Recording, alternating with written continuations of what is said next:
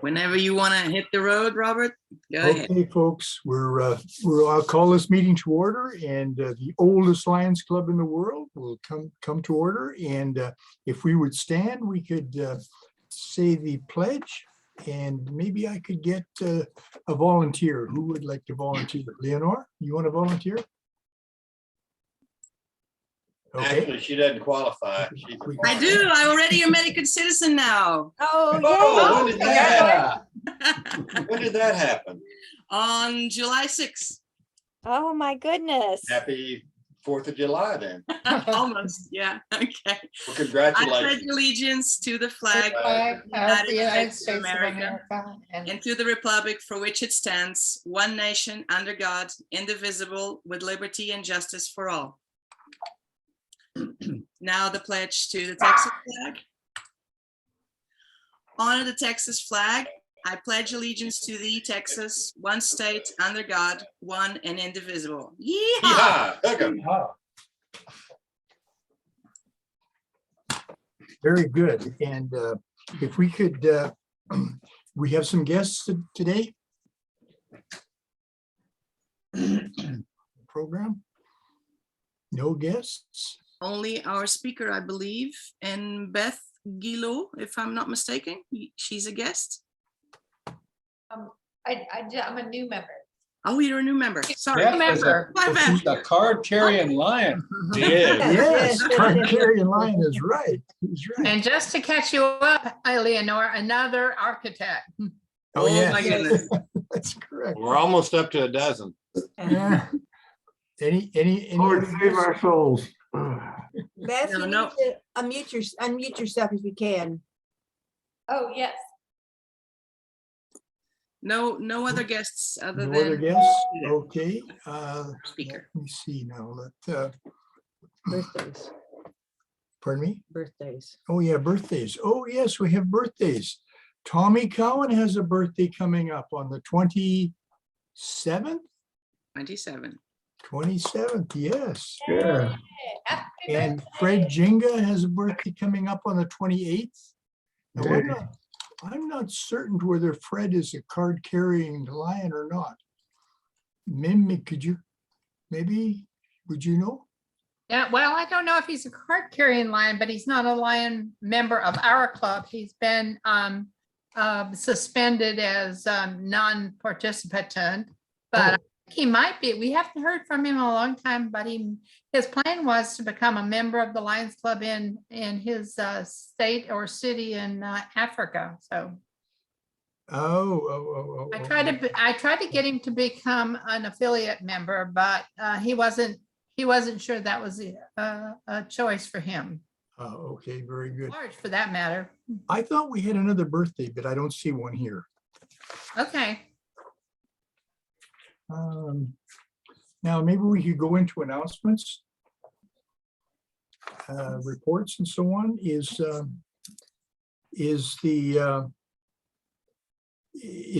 Anne available?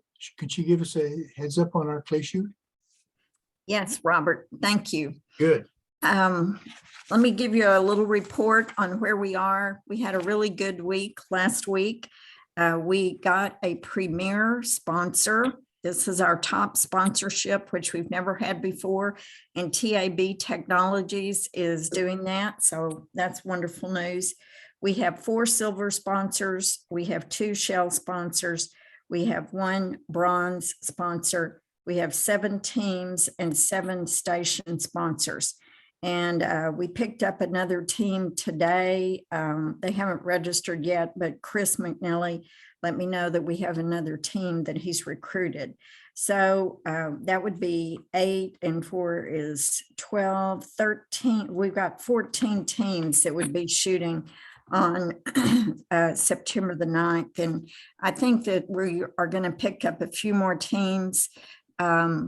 We haven't heard from some people that normally shoot. So things are looking really good financially. And I also wanted to talk to you about the raffle. And I'm going to share my screen if I can figure out how to do it, because I want everybody to see this. Okay. this is our new flyer for the raffle, which we're trying to get this. Can y'all see this? Yes. Okay. These are the 7 prizes that we have, and it explains, how the prizes are going to be drawn, they're awarded. And so anyway, we have those.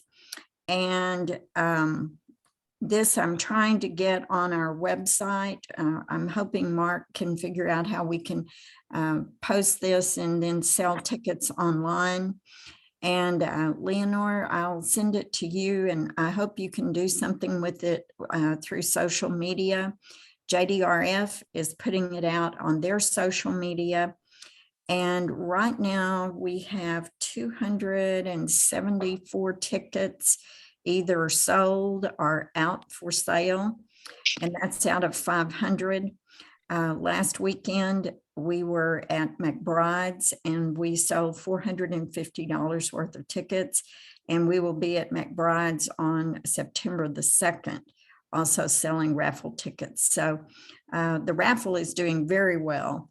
And I appreciate everybody who's buying tickets, selling tickets, who turned out at McBride's to help, and who's going to turn out at McBride's to help in another week. And I'm happy to report that Susie and Kit are back from their vacation, but unfortunately they both have come down with COVID. So I guess it's good that they've got COVID right now so that they'll be well in time for the shoot. But anyway, Susie will be working on getting the volunteer assignments, and I did meet with JDRF yesterday, and they're working on recruiting some volunteers. I think that they're going to come through for us with some really nice door prizes and other prizes. And anyway, they're working really hard, and so is the NFL alumni. We're going to have a really good turnout of alumni. We have 21 confirmed players, including their officers. So I'm really happy that they're going to be coming. And yesterday we got the cooling towels. That's going to be our gift to everyone who attends, and they came in yesterday. So I'm happy to say that we got those. And other than that, anything you can do to recruit teams or sponsors would be greatly appreciated. And if anybody has any questions, I'll be glad to try to address them. And do you need some people for Saturday, for tomorrow at McBride's, or are you full house there? It's on September the 2nd. And not this Saturday, but the following. Oh, I'm sorry. And that's okay. And I have 2 people, but if anyone else wants to participate, we'd be glad to have them. We can do it like we did last Saturday, which was we kind of did 2-hour shifts. It's from noon until 4. So if we have any other people that would like to volunteer, please let me know. And September the 2nd is on a Friday. Oh, well, then it's the 3rd. Sorry. Thank you, Lisa. September the 3rd. Very good. Well, I think the idea of going to the 5 prizes with that raffle, it really stepped it up, really helped it out. So you made a good choice there. That's Thank excellent. you. It's The only- well. Thank you, Ann. I have an announcement. Yes. Cindy and Kit would be here this morning, but their network went out when they were on vacation. And they are waiting for Spectrum to come and replace the equipment. Otherwise, they would be here. That's my announcement. Plus, I have 5 tickets to get. You need 5 tickets, or you need to turn in the money for 5 tickets? Both. I need 5 tickets, and I will turn in money for 4 tickets. I'll see you later. Okay, I'll get in touch. Okay, folks, thanks, Ann. Looks like things are moving right along there. We had did we get a little update on our Meals on Wheels from Leonore? Could you give us a little, how we're doing there? Well, Meals on Wheels is back on wheels. We are able to be delivering again. Our group is back up and we're delivering meals every Monday. We still look for volunteers. I mean, we have about 5 people on rotation plus Another route that we have taken as well, which is, I believe, from Robert's church. So we do a big group and we deliver once every 2 months. So it's not a big toll on us, I would say. So if you would like to join our team, just let me know. And I'll put you in the roster as well. Other than that, we're back to delivering, which is great. And things are slowly going back to normality, if I can say that. Yes, Nothing more to tell. Thank you. very good. Thanks, Leonore. And we have a new project, the Great Harvest bread distribution. Tommy Cowan, maybe you could give us a little heads up on that. Yeah, we got off to a great start. Robert and I delivered 4 pallets of bread and cookies and donuts and everything. And then we went right off the deep end. The oven to the bakery is 30 years old and broke down. And so we're waiting for them to fix that before we start again. But Glenda, Robert, Mim have volunteered to help me get that thing kicked off as soon as we have an oven burning. Thank you, Tommy. Where's the pickup, Tommy? Where do you pick it up? The pickup is at Great Harvest. It's off of B Caves Road. We deliver to Covenant Methodist Church on Duval. It's about a 30-minute drive. They have about 200 families that they feed, and we've been feeding them bread I have anyway, for the last probably year. And it's a needed cause that is well served by the Lions Club. I'll just say it like that. Thank you very much, Tommy. That's a neat little project. Is Sam here? I didn't notice him in the screen. Sammy Ruiz? Is he not No, around? not here. I wanted to have something on vision screening, so maybe Tommy, you could just fill in as to how things are you that versed with it? With the community vision screening or the Yes. school? Both. Well, Sam is looking at 7 different community events. Most of them were the City of Austin Health Club. And these are the ones that we've done, remembering at Lanier and at, I guess there were probably 2 other we did, Travis, and we've done 2 or 3 others. He has the information on those. So I cannot give you dates, times, and places, but he's handling that. We do have a control meeting this evening for people interested in the vision screening for our club at 6 o'clock at the school. Patty has been kind enough to give us the school, but I'm asking the captains and chairs to join me there. So not just members, but somebody that is running one of our programs, Sammy or Robert or Rudy, to please come this evening at 6 o'clock. I have food for everybody, and we should be out of there by 7:30. Very good. Thank you, Tommy. Let's move on to our program. Would Drew be available and to introduce our speaker? Absolutely. Yeah, it's my pleasure to introduce to you Representative Israel. You all know her. You all know her to be an epitome of a public servant and of a successful business person. She's had a very successful small business. It provided her the ability to give back to Austin, to its community.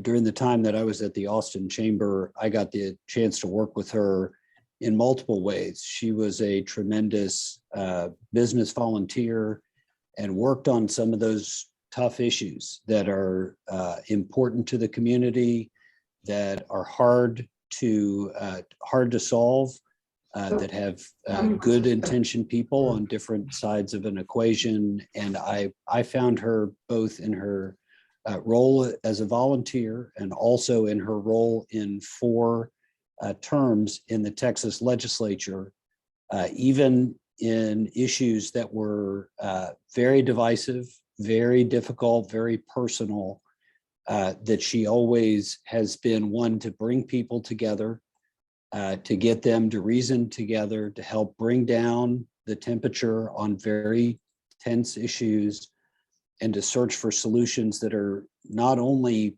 politically possible, but are also going to solve the problems. And, there are certainly areas where people can disagree, and she has some very important and firm ideas on the role of a leader.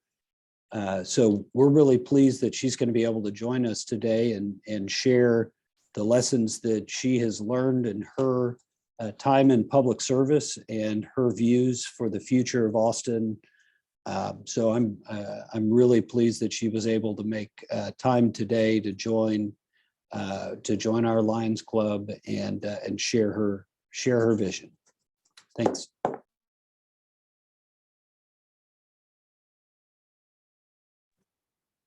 Hey, everybody. Thank you so much for the time today. I see some very amazing members of our community here. Thank you all for gathering and for sharing my story. Drew, you're very kind. And I know that sometimes in the legislature, we think people aren't paying attention, and you can get into your pink dome and wonder, does anybody care? And it's good to have a reputation as someone who tried her best to make sense out of the sausage, and try to lean in on issues that were important to all kinds of Texans. I was told you guys wanted to hear my story because my story, I think, might resonate with you guys from the perspective of those who, at the end of the day, I think we all want to know that our life meant something, and that we gave back, and we left this world better than how we landed on the earth. So I thought I would just tell you a little bit about me and my background, and leave some time for some questions so we can talk a little bit about what's on your mind. I've got plenty of time to talk. So I'll just get started and say, I wish I could see you in person, but I understand sometimes Zoom is a good option. Originally, I'm from El Paso, Texas, and I talk a lot about mom and dad because being a public servant, I learned early on, I think the greatest gift they gave me was being just working class examples for me. Dad was a truck driver. He was retired from the Army, and then he was a truck driver and a mechanic. There was always somebody's car that was exploded in our garage with parts everywhere. And mom was mostly a teacher's aide, and she raised me, of course. And it was in 1982 that I came to Austin to attend the university. And I remember being very homesick for El Paso, and not being sure that I had made the right decision to come 550 miles down I-10. But Austin was very welcoming, and I quickly made friends here, and this is home now. Right after I graduated from UT, there was an amazing woman who was making her run for governor, and I had an opportunity to volunteer, and then I had a job working on the Ann Richards campaign, and she was an amazing influence in my life. And mom and dad were not political. We never talked about politics. We never talked about issues, really. All I knew is that mom's hero was Barbara Jordan, and that I needed to pay attention if Barbara Jordan was on TV. But the Ann Richards story is one of me being inspired by her speech that she made to the Democratic National Convention. I had a job at the state of Texas at the time, just a real entry-level data entry job. And I thought, the economy was really bad then. So like any job I was grateful for. But I would leave my job every day at 5:01 every day, and I would go walk, go a few blocks down to 707 Rio Grande, and the Ann Richards campaign was needed help, and I loved it. I would go every day and just hang out and see what I could do. And sooner as her race for governor grew, they offered me a job making even less money than I was making as a data entry clerk for the state of Texas. And of course I accepted it. I didn't even question it. But I remember my mom, who was a proud civil servant, and she said, Mija, are they going to give you comp time or vacation time? And I said, no, mom, it's a campaign. We're going to hustle, and we're going to just try to get this lady elected. I believe in her. And my mom did not understand that concept. Like, why would you leave a state job to go work for someone without benefits, without knowing where the job would lead? But in hindsight, it was the best decision I ever made, because I put myself into a really unique part of Texas history, and inspired me to have a respect for public service, to never forget where you came from, surround yourself with good people, and for God's sake, keep your sense of humor while you're doing it. It was a wonderful time and a wonderful era, and her spirit lives with me now as I'm wrapping up my 4th term in the legislature, and I've focused on issues around transportation and transportation safety, in particular, voting rights, and it's been an amazing journey. If I got anything from Mom, it was a love of Texas. So out in that far west corner of El Paso, Mom loved Texas very, very much. In fact, the flag that you see behind me was one that I had flown in honor of her life, and it laid on her casket. And I kept it with me because I wanted to have that connection to Mom. So, I find myself now looking back on a state that is in a difficult time. But these are amazing times for our economy, a great opportunity for young people in particular to find their own place here in Austin and in Central Texas, and give back. One of the things that I'm proudest of as a member of the legislature is there's a little horde of young people behind me who have gotten involved in policy and in state government because they helped me get elected. They got involved in my campaign, and they've gone on to do great things. It's cool now to be a woman of a certain age and see young people behind me who are attending law school. My district director just sent me a note. She graduated from Yale Law School and took a very nice job with a big firm. And she said, I'm going to make lots of money and I'm going to do good things with my money. And I said, that's amazing.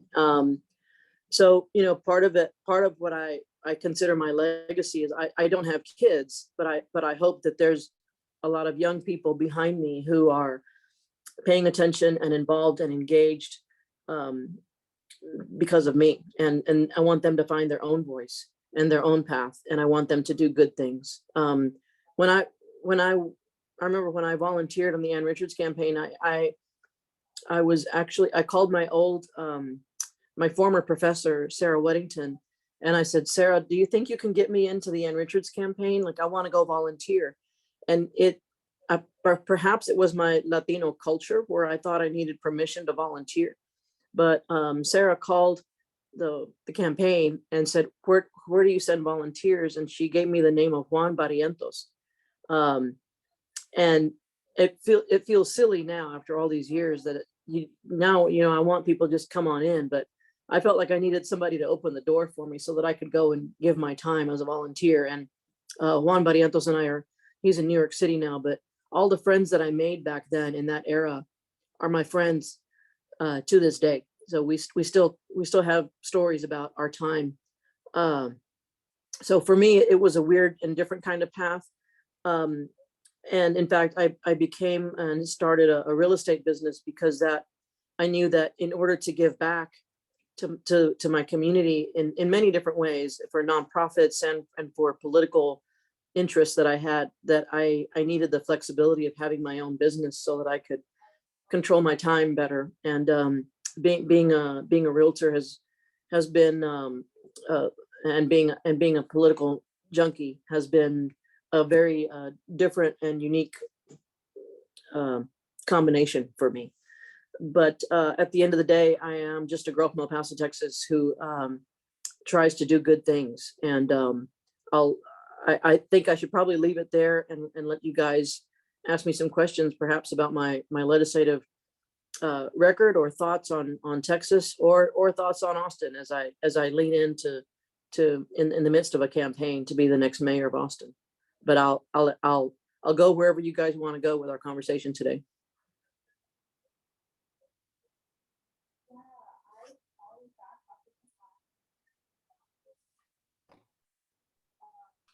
Yeah, so this is Drew. So Hey, Drew. hey, so talk a little bit about affordability in Austin. You know, when I was at the chamber, that was one of the biggest issues there. And, you know, can you share a little bit of what? Yeah. Yeah. Well, no, it's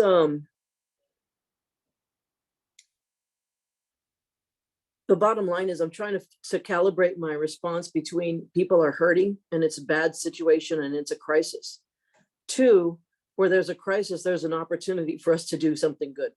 So we can either shrug our shoulders and say, we're becoming San Francisco, and then we become San Francisco, or we can lean in and do something significant. And as a realtor it was 2021 when the market was going nuts. And I was in the middle of the legislative session. And, you know, if you guys know the pattern at the legislature, when it's first starting out, it's like Monday to Thursday. And then it starts tapering off on Thursday. Well, as a small business person who's got to earn a living, I had to say yes to some real estate opportunities. So I would go on the weekends last spring and I would help my clients who were trying to find a house. And I remember not being able to sleep at night because I could see what was happening to the market. One of my clients ended up buying a home in Pflugerville that was on the market for $295 and it went for $405,000. And they had to cash out their mom's teacher retirement fund in order to present a cash offer. That's after losing, I think we've submitted seven different offers. So it took about 8 weeks for us to find that right house. And you know, that coupled with the other more visible crisis that we have of those of our neighbors who are unhoused and homeless. The median home price is now hovering around $600,000, and the rent has gone up by 25%. And I remember when I came to Austin, mom and dad had an extra mobile home, and they moved the mobile home onto you guys may recall out at Lake Austin Boulevard, UT has student housing off of Lake Austin Boulevard. And they used to have a tract of land that was full of mobile homes. And mom and dad put me out there, and I was living in a mobile home for like about $150 a month. And UT would pay the natural gas because they didn't want to have separate meters. And I worked at Pizza Hut delivering pizzas, and for $4.50 an hour and 25 cents a pizza. You know, those days are long gone. But you know, what used to be a medium-sized city that was very affordable has now become the 11th largest city in the country, and has become making national news for all the wrong reasons. It's how unaffordable we are, how segregated we've become, economically segregated. And when I think about the crisis, I think the common example I've been given is our medical center at Seton. Ascension Seton there at 38th and Lamar. And I think about the people who make that hospital hum, and whether they are the custodian or a surgical nurse, they cannot live anywhere close to 38th and Lamar. And it hurts my heart that I see people moving farther and farther and farther out to go to be with their families at night, get up the next morning and teach our kids or take care of our loved ones. And that commute is hard. They're one blown transmission away from not having a job. And so there's things that the city can do. There's things that our nonprofit partners can do, and our corporate partners for that matter. So I've just always been one to say the glass is half full, and I refuse to give in to the gloom and the doom. But I do believe that we need people who are going to lean in and take some difficult votes, but bring some creative forces together. At the end of the day, Austin is a really big-hearted city, and this group of people is an example of that. Thank you, Robert. I saw your hand up, sir.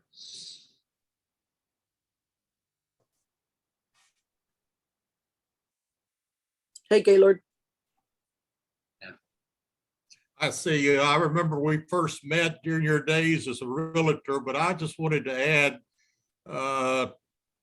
to how much I've admired your work ethic and the leadership you've provided. And it comes from learning under a great leader. As anybody that knows Ann Richards would know, that you either had to have and develop a good work ethic working for Ann, or there wasn't a role for you. I remember Ann in the Travis County Commissioners Court asked me to head the bond campaign to build the Justice Center. And every morning, Monday through Friday, there was a meeting in a private room at the Nighthawk at the Guadalupe and MLK. And she had a huge chart. And on the left-hand side of the chart was a long list of all the people she'd recruited for the campaign. And at the top was the chores that they were responsible for. And I'll tell you, in those morning meetings, if one hadn't performed their chart, there were several serious lashes, at least verbally. And that led to the campaign for state treasurer and then governor. But I just have to add, you got a great rarity in leadership and in work ethic by learning under Ann Richards. Yeah, no, thanks for sharing that, Gaylord. She was amazing, and she had these piercing blue eyes that were like lasers. You wanted to avert the lasers. Do not look at me. It was like, I'm in trouble. But no, she was a taskmaster, and I was in the appointments division. So my job was to get all the overachievers in Texas who thought they ought to be on the A&M board. And then when they didn't get on the A&M board, then call them and say, hey, how about that engineering commission? Or how about the egg advisory board? And so, my job was, of course, to be nice and charming and provide customer service. But if I gave Ann a list that was less than diverse in terms of regional diversity, ethnic, racial, and gender diversity, there was hell to pay. So she taught me early on that we're stronger when more different kind of voices are at the table. And that was just expected. But no, you don't want to let her down. That was not a good day. Thank you for sharing that.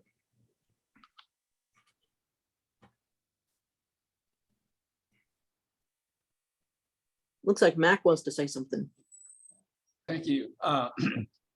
Yeah, for about as long as I can remember, there's been this kind of fierce rivalry between the state and the city of Austin, and it just seems to have only gotten worse over the years. Do you see that easing up, or do you see any way to sort of make that better? It just doesn't seem healthy. Well, it's not healthy, and but I will tell you, Mac, when I see our current city leaders in having Twitter wars with the governor, I keep thinking that's not a good use of our time. The social media has become a way for us to, instead of it being a town square where all come in and all listen, it's become a place where you just talk to people that you think you're going to agree with, and so it's certainly not what our founding fathers intended. But my approach is that even though sometimes there's political rhetoric, there's always some good people behind the scenes that if you approach them with common sense opportunity, they will listen. I hope that we get a lot of Texans to come out and vote this year and make a case for moderacy. The victory for Texas is somewhere in the middle, and we need to find that middle again. And people ask me, why do I keep doing what I'm doing?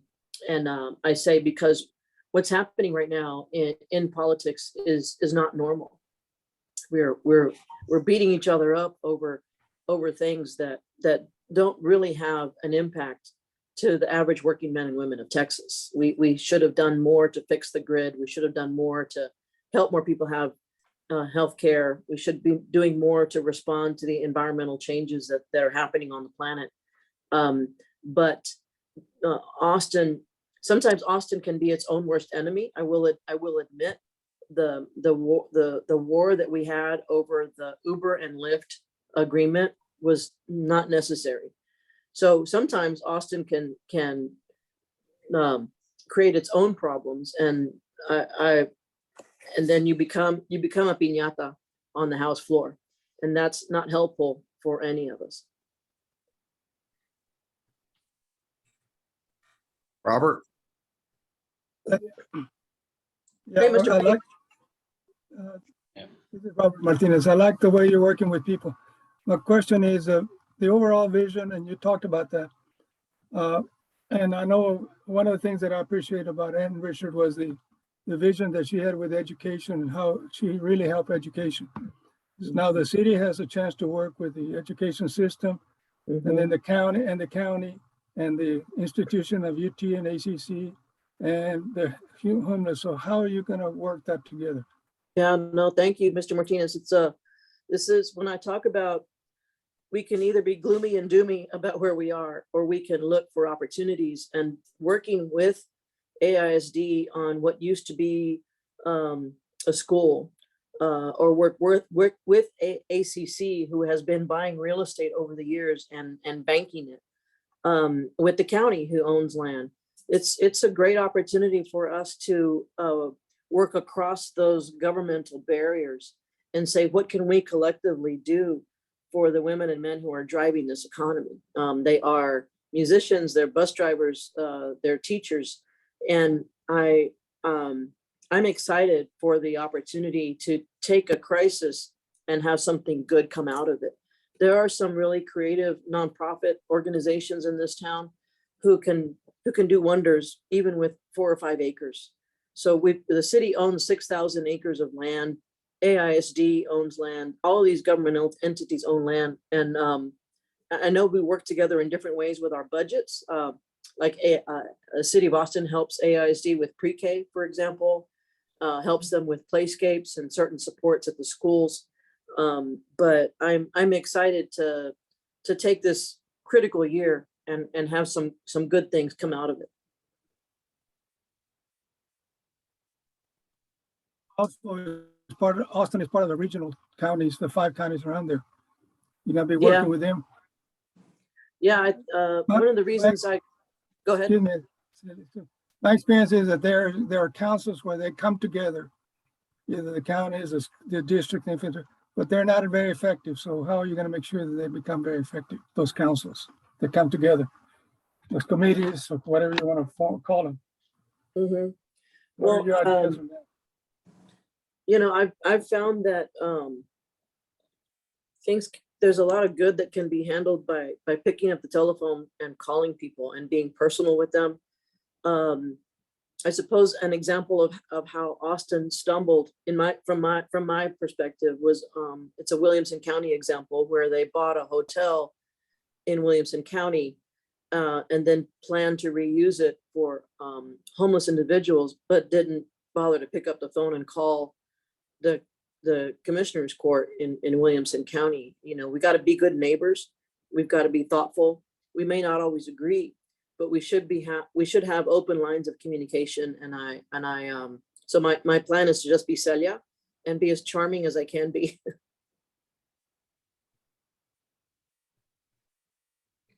Yeah, I think when people know that you have an open door and an open mind, that helps open up those lines of communication. And I think I've got that reputation in the legislature. Work with Gus Garcia. Yeah. Gus appointed me to a couple of boards, and that was an example. When I talk about young people behind me, Gus put me on the environmental board and on the police monitor board, and those were really good community experiences that I otherwise wouldn't have had. Great. Additional questions? Yeah, Ann? Thank you very much for being with us today and for sharing your story. I need, I guess, a little background. I can't remember I'm curious is how you decided to run for mayor after serving in the House, because I know you have been a very effective member of the House for Austin. And so were you redistricted out of your area, or what happened? No, that's a great question. And it was not a decision that I made easily. And it became a more emotional decision than I thought it was going to be too. I mean, when I say I love Texas, like I really love Texas. I've been very proud to have been serving for you all in House District 50. The situation was really one of where I have another tank of gas in me. Where do I want to lean in? And I did a navel gazing process. Maybe this is just a lady politician thing, but if you watched our progress last year, we made it easier to get a gun. We made it harder to vote. We tore ourselves up over social issues when we did damage to the relationships on the House, to be honest with you. But I also know that I'm one of the good ones, and I could have made a decision to simply run for re-election to the House to serve for another 2 years, and play it safe. But my mom raised a fighter, and if I think of the spirit of Ann Richards, I think Ann would be proud that during a crisis where working men and women are getting pushed out, that we can use this as an opportunity to do good. I really feel as though we have a unique window of time at the city. But so when I talk about the emotional part about making this decision, I talked to a lot of people around me, made sure that I had little house gatherings. I had about 6 house gatherings in the fall. And I asked my friends, invite people that I don't know, and let's talk about how they feel about the city of Austin. How do they feel about me and my credentials and what I could bring to the job? And honestly, it was very, very therapeutic for me. It was very helpful for me because we had been through the most tense legislative session that any of us had ever seen. And the last emotional speech that I had to give, I didn't have to give. I felt like I needed to stand up for reason in the House floor last fall after the 3rd special session about trans kids, and say, and just call out what I thought was just ridiculousness. We were telling a certain kind of kid that they couldn't play basketball. And that's not my Texas. There's a toxic stew that is pulling us in the exactly wrong direction. Luckily, I had these house gatherings set up because honestly, I probably would have said, I'm coming back and I'm fighting you guys again. You're not going to keep this up. So, but luckily I had that process set up, and when I was hearing other people's stories about housing and affordability, and they're people that look very different than I, and us in this room, they're Latinos, they're African Americans, they're young professionals, they're, a young Latino family who moved here from Edinburgh, for example. This is their home too, but the building community to me means finding that opportunity to lead. So it was not an easy decision to leave my colleagues, because you do in Central Texas, you do really rely on us to work well together, to lock arms and stand up for reasonable approaches for legislative solutions. And so all I can tell you is that I felt like I with that next tank of gas that I had, the city of Austin needed a kick in the pants.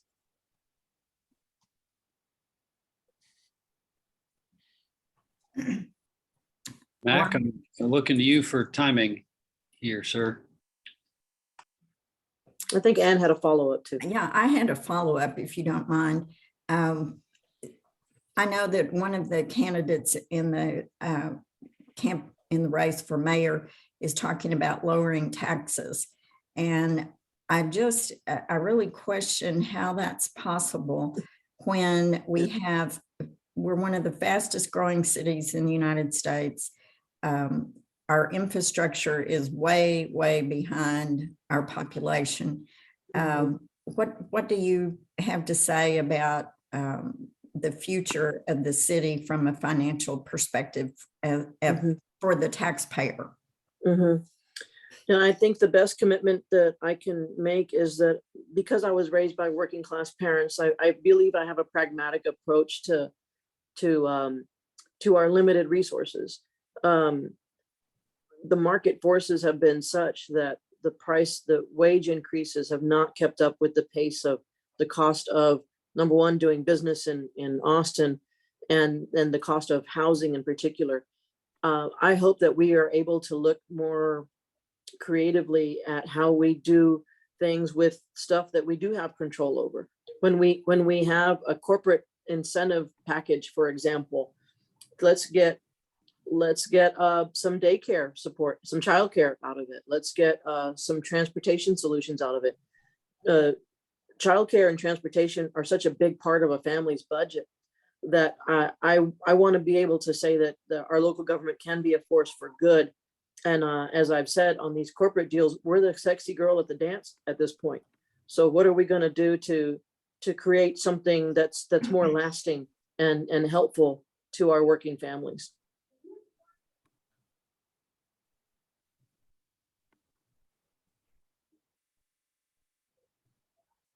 Yes, Sid, ma'am. Go ahead, Sid. We have a major problem. You may have addressed it before, but that's the homeless. And that's even worse than the rising prices of houses. And what solutions do you have in mind to helping Austin solve this major, major crisis? My thought is that we need to move urgently on housing solutions with, there's some amazing nonprofits that I got a briefing just a few weeks ago from nonprofits whose names you will recognize, I'm sure, because you guys have probably helped them over the years. Family Elder Care, Caritas, the Urban League, Safe Alliance, LifeWorks. They are all doing really, really good things right now. They are all, I think, better equipped than the city of Austin to respond to what's happening in the community, and specifically the community around those who are couch surfing, living on the edge, don't have the normal supports that we all had.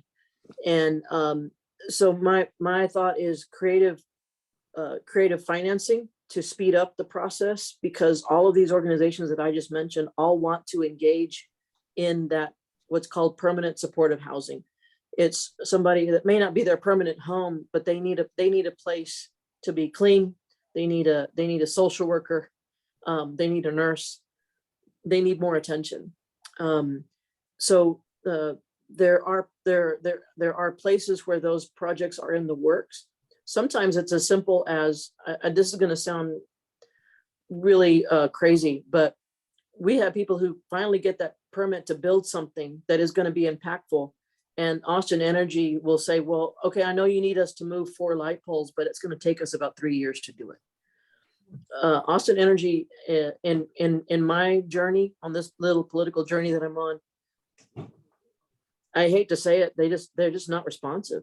So it's either Austin has real estate that it could use and be a partner. I've been meeting with a lot of nonprofit leaders who, like us, recognize that we're in a critical time for Austin, and they can help us with creative financing for either ownership or rental, or supportive housing for those that are unhoused. Mental health has got to be a component of it, because these folks either had mental health problems when they became unhoused, or they had 1 or 2 body blows that ended them up on the street and they developed mental health problems. So the connection between healthcare and housing is direct.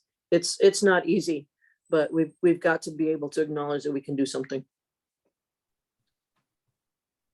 How are we doing on time, Drew? I am deferring to Mac on that. I'm gonna run out of time. I think we've here got a little bit. a little over 10 minutes, and Robert will have some little closing remarks, but we've got a few minutes. We've got, Time for one more question, maybe? 2 or 3, yeah, or a couple. Yeah.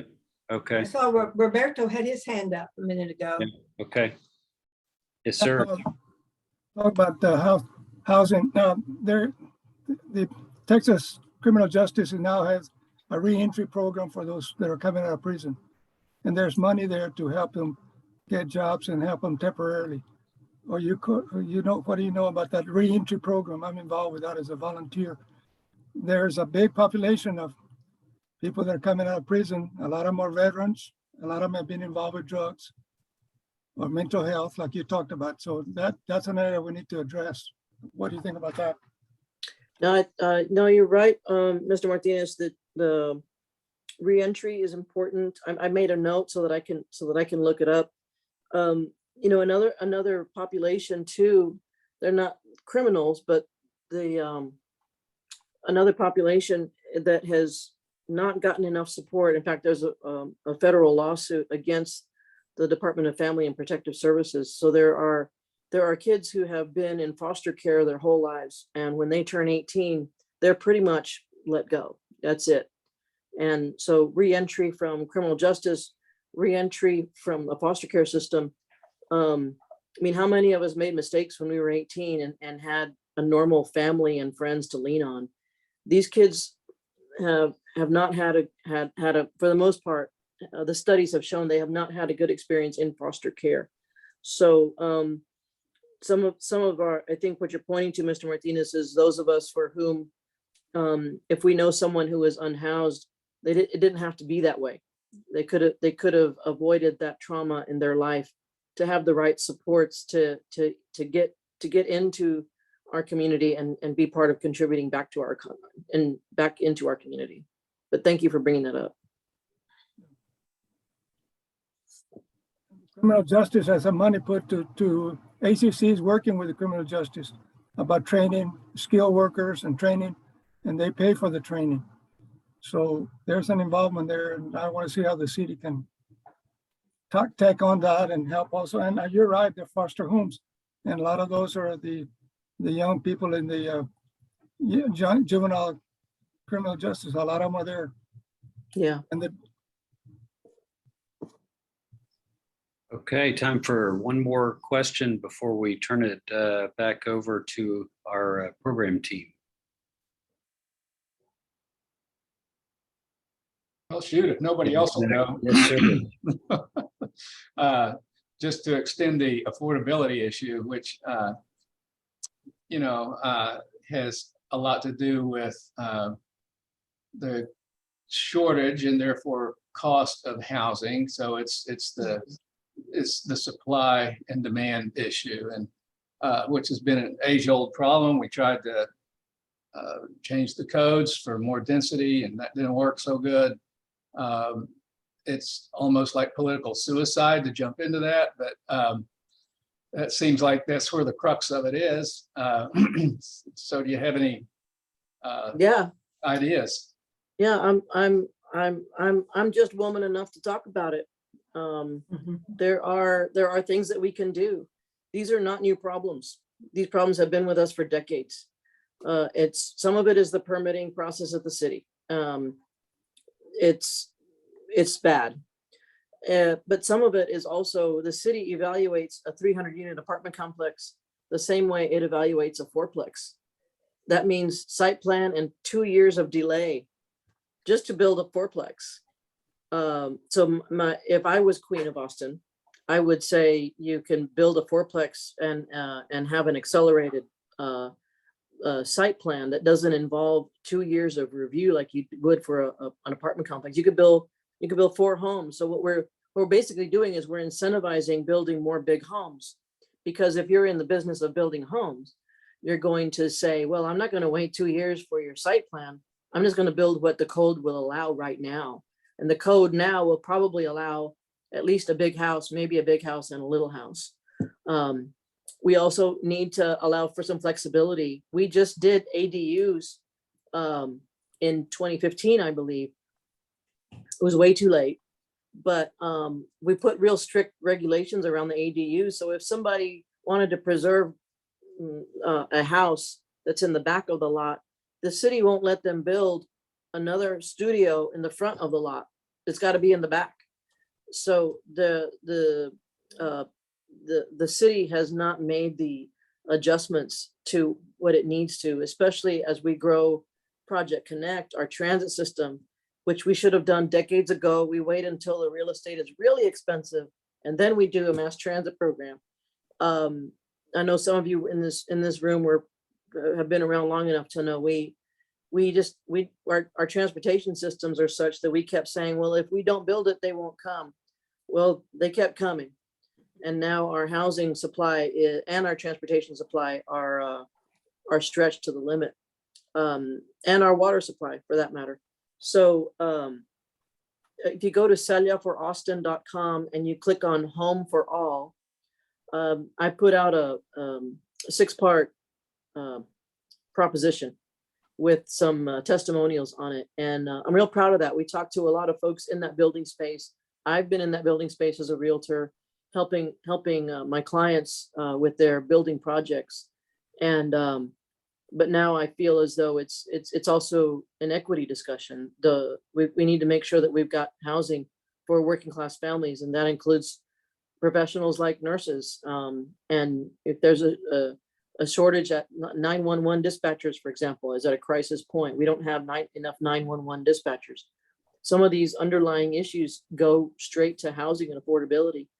I went to go visit the Austin Animal Shelter the other day, and they were at capacity. And one of the big reasons is because there's people who got that notice. You know, you can sign here and take another $300 a month increase in your rent, or you can move, take it or leave it. Well, these people are having to surrender their dogs back to the shelter. So our systems are stretched in many different ways. I better stop talking. Well, let me just say thank you. You know, Celia has been a friend for a long time, and we would all wish for a neighbor, a business owner to have the level of civic engagement that she has had throughout her life, and Austin is better for it. So thanks to the Lions for having her today. And, you know, you got to see also all the ways in which this organization is helping and distributing food and vision screening classes. So so thank you for your time today. And let me turn it back over to Mac. So thanks. Well, Robert, I think that's your show. Okay, let's go. Drew, thank you very much for bringing Celia with to us, and what a great program we had today. Now, Mac, would you be able to tell us what we have? I'm not aware of what we have for next week. Well, since Sam Ruiz is not here, I guess I will. But Sam brought us a very nice program. If y'all remember when we were meeting at Rudy's, he brought a couple of people from AISD, and one of them was a new health services director. And Elena Bejarano, I hope I said that correctly, is the director of AISD Health Services. She's going to be talking to us about, and she's new at the job, so she's going to be talking about challenges that they faced and their prescription for success for the future. Great. Well, that sounds like a great program. I think at this particular time, just before we adjourn, few dates, well, a date to, oh no, I checked my notes and I found the person whose birthday we missed, and that was Ron Rudy. His birthday's on the 31st. So sorry, Mim, you should have caught me on that one, but anyway, we have a birthday there. Don't forget about the clay shoot. Don't forget about the raffle sales, the tickets, the clay shoots on the 9th. So keep prepared and be prepared to work that project. And with that, I'll adjourn the meeting. See everybody next week.